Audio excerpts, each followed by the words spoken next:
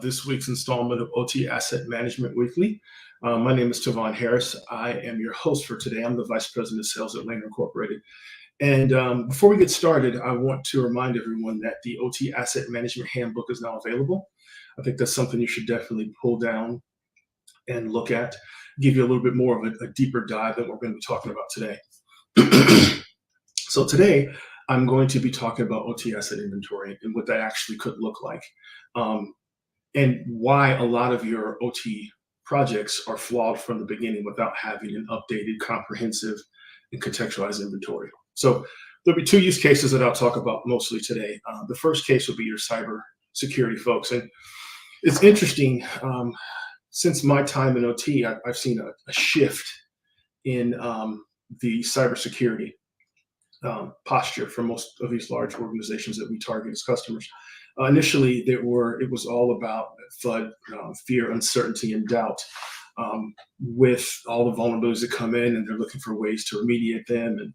But recently, and I think that's because asset owners have a better idea of the resources it takes to mitigate some of these vulnerabilities, there's been a shift to having an accurate inventory and then using that inventory to prioritize your efforts in your vulnerability management strategies. Because to be honest with you, it's impossible to remediate all of the issues you have in your vulnerability management. It's just impossible. There's too many. There's 250,000 vulnerabilities that are in your backlog, plus every day there's new ones.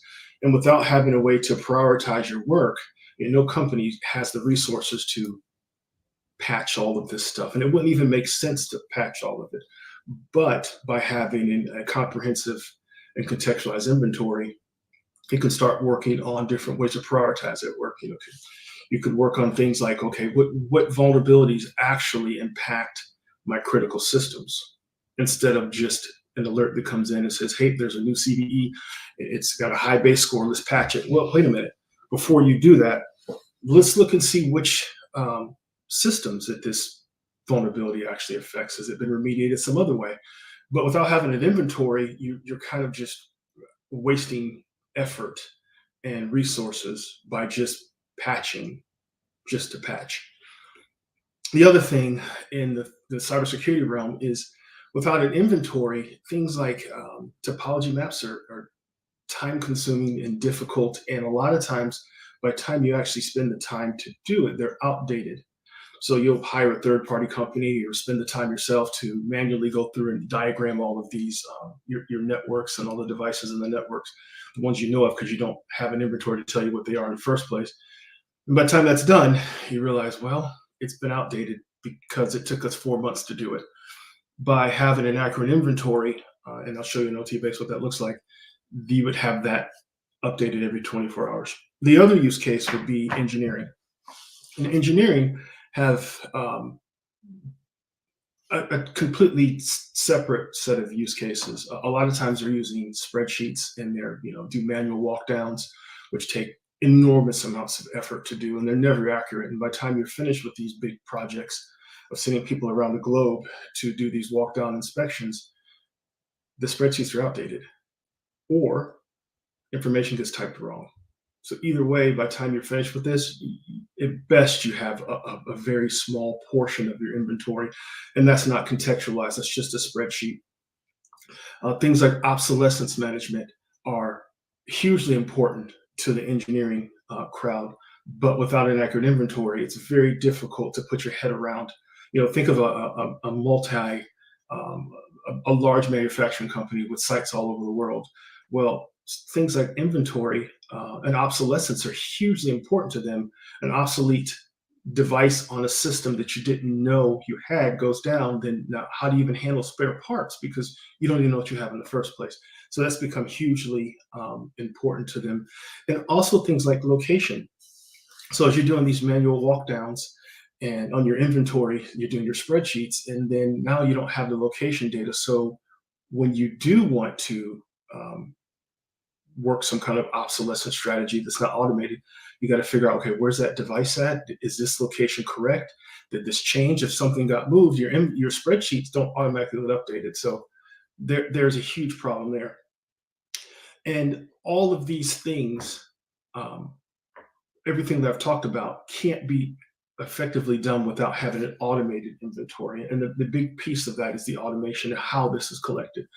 So the way we do this in OTbase is we're an active-only solution. And that's the only way to get the level of detail that I'm going to show you here in a minute. Your passive solutions and your IDS tools, the inventory is an afterthought. For us, that is their primary goal, is to build an inventory. So we're more foundational to your cybersecurity and your engineering workflow, because we're the basis of which everything is built from. And I'll spend a couple of seconds talking about I'll just show you what the discovery looks like here. Jump into our, okay. So real briefly, I'll just show you what discovery looks like, because it's really foundational to everything I'll be talking about from this point on. So with OTbase, we have a Linux version of discovery and a Windows version of discovery. I'll just talk about the Windows for now. So your discovery is placed in your process network, and this is an agentless solution. So there would be just one installation of a discovery node in each segmented network in that process network. That can be an existing hardware, that could be a VM, even an engineering workstation, because it's a very lightweight service that runs every 24 hours. Runs every 24 hours, like I just mentioned. It gathers that asset information into an encrypted file and passes that file up to OTbase Inventory. And we are an on-premise only solution and an active solution only when there's no hardware involved in our solution. So once that asset information reaches the inventory, this is where all the contextualization that I just mentioned happens. So every 24 hours, we're pulling data from NIST, CISA, and Microsoft for your vulnerability information. So that vulnerability information comes in once a day, and it's actually tied to the installation base. So when there is a CVE that you want to remediate in some way, it's actually tied to your installation base. So you have some information about, okay, is this something I actually really want to do? Is it important to us? Because it's contextualized. Then once a week, there is a product download from Langner, from our website, for your lifecycle data and your firmware version. And that ties back into the obsolescence as well. So weekly, that's updated. Then we also have a connector for Splunk and Power BI. I'm sure we'll have a webinar about that as well. And I mentioned earlier about the engineering folks using Excel spreadsheets. Well, you can actually take those spreadsheets and further contextualize the discovered information in OTbase, which is incredibly useful, because there will be things that you have in those spreadsheets that could never be discovered. Some documentation or some other things about a device that you wanted to keep with that device that's obviously not part of the discovered information. Okay, I'm going to show you that real quick, and then let's jump into the product. Show you what that actually looks like. So now we are looking at inventory, and we're looking at 400 devices here, and I've already pre-selected the data. So I've already went in here and moved the data around, so you could see we're looking at one facility here. My mouse, there we go. So we're looking at one facility. So if you look at my scope here, I've already segmented the data to my Flat Rock facility. Now you could go deeper into this. You could go deeper. You can go into a system, which is just a logical grouping of OT devices. But right now we're just looking at the Flat Rock facility itself. Okay. Scroll that up. All right. So what you're looking at here is an inventory, and just quickly, the first thing you notice is it kind of looks like Excel, and that's on purpose, because a lot of everyone that our customer base is using Excel before us. So to make it to transition very easy, it looks a lot like Excel in the interface here. And quickly, without even digging in deeper into a device, you can see things like which network it was found, its IP address, its the device type, the vendor, the firmware version, the operating system version, the model. So just quickly, without even digging deeper into the device, you can get some real information about some of your OT devices. So in this case, I'm going to look at we're going to a PLC. Right, we'll grab this Rockwell guy right here. Let's make it a little bigger. Okay, so first thing you notice here is there's a site map. And a lot of our customers will upload sitemaps to actually tell where these devices are.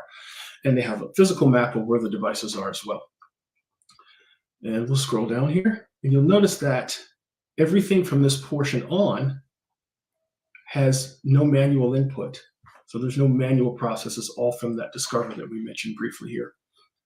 So things like the vendor, the model, the version, the type, this is a PLC, the device category, it's an automation device, the obsolescence cycle right here, this is an active device.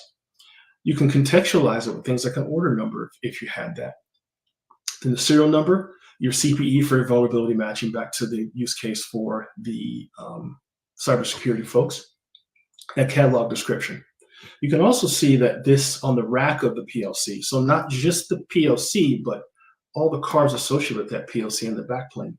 So you can see your CPU right here, and that's in slot number 1. All the cards in which slot they occupy, as well as their model, the device type itself, the firmware, the serial number, and the manufacturer information if that object is supported, the life cycle, and the description of each one of these cards. So right then and there, just by looking at this, there is a lot of information about this particular PLC. A lot more than you would get from an IDS tool, which would give you just a couple of pieces about the information. I haven't really talked about the contextualization of that information yet, but you can just see all the information you get from here. If we were to scroll down, you can see the base firmware of this device. And if you hover over anything in orange, it'll tell you, oh, this is outdated firmware. If you look back at these cards, you can see, the cards are updated as well. And there's a most current firmware version. And this particular one is 11.14.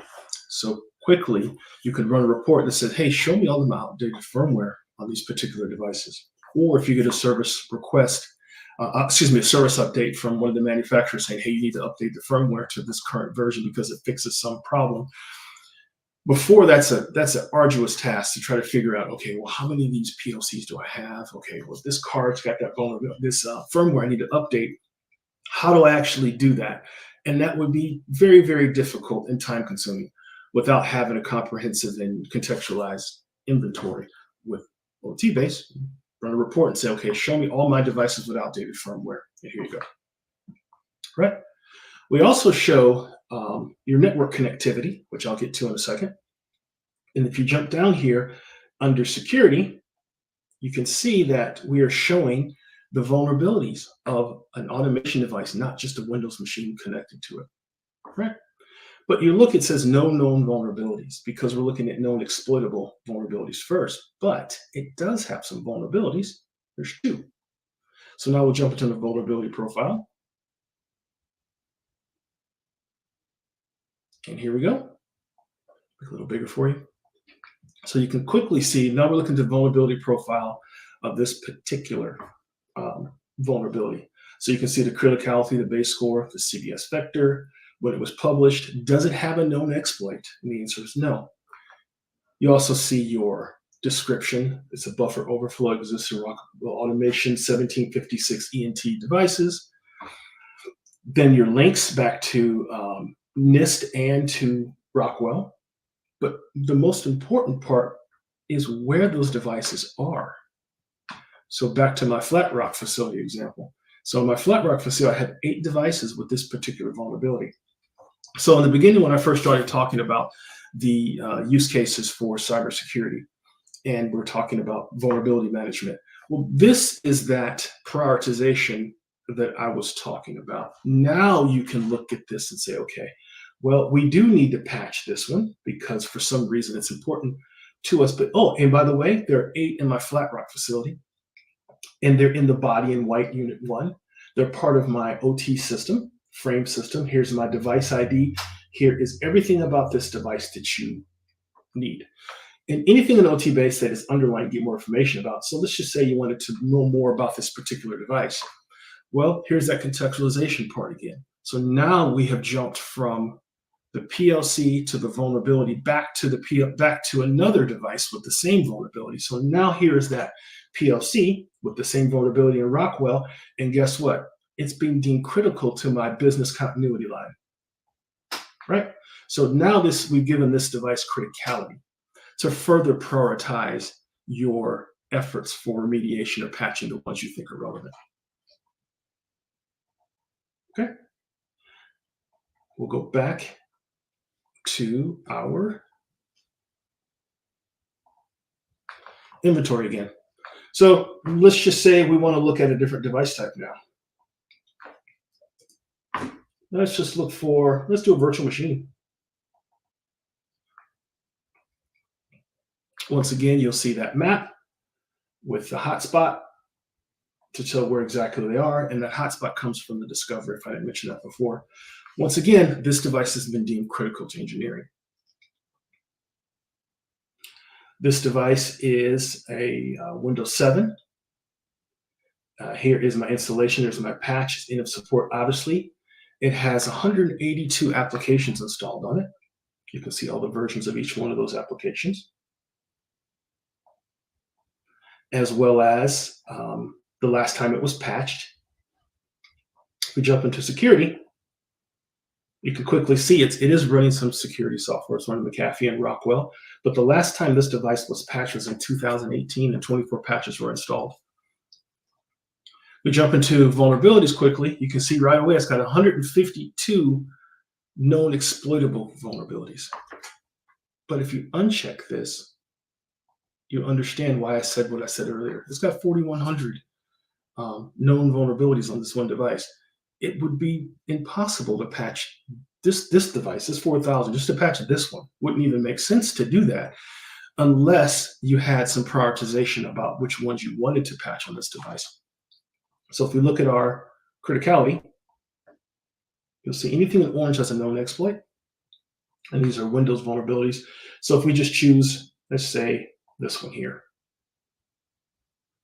Once again, you have your base score, your CVS vector, your description, your patches for remediation. So the patches for remediation, the downloads are here as well. And once again, all of those affected devices. So back to my Flat Rock facility, I got 16 of these devices that need patching if this were one that I thought were worthwhile to patch. Okay. Let's go back into our inventory here. So we looked at PLC, we looked at a Windows machine. And then you can also notice here, there are a bunch of different device types here. You can see the virtual machine, there's servers, there's sensors, there's RTUs, there are printers, there's AC drives, there's laptops, and all of those device types are automatically discovered and categorized for you as well. And you can also change the color coding. So let's say you wanted to group those products together by a color coding, you could do that as well. I'll jump into our networks real quick because networks are also part of that inventory, and the contextualization of those networks, like I briefly showed, is vitally important as well. So if we are looking at networks and looking sort them by the number of devices here. So instead of just giving you a list of here are all of your networks, which a lot of products don't even do that. Not only do you give you that list of the names, now they're contextualized. So instead of just calling this network, right here, the NDTEMU, which no one's gonna know what the hell that even means, but that's my managed switch network. Here's my IP range. It's in my Charlotte building E, and it's got 10% utilization, right? So one thing you can do once you have this kind of an inventory is you can draw these topology diagrams on the fly. So I'm going to draw a topology diagram real quick.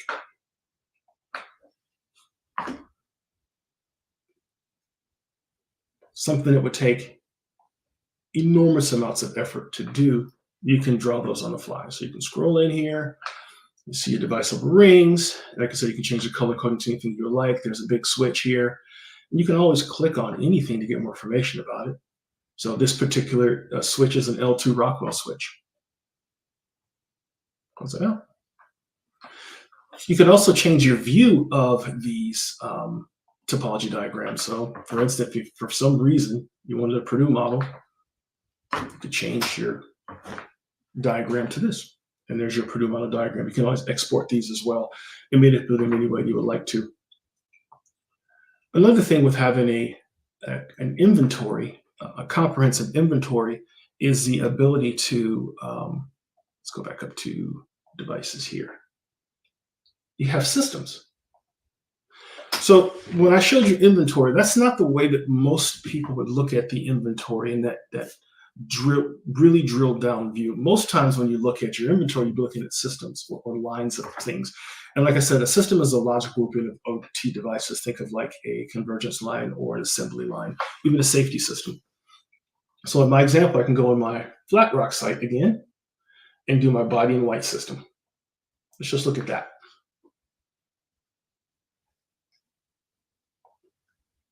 Right, so the first thing you see is this map again, and you notice all of the hotspots. Of course, the system, all of the little diagrams are here for the system. There's control room, there's unit 1, so all of the different components of the system show up in that diagram. Also, there is a topology of this particular system that's been created as well. You can scroll in here and get some more information about this particular system.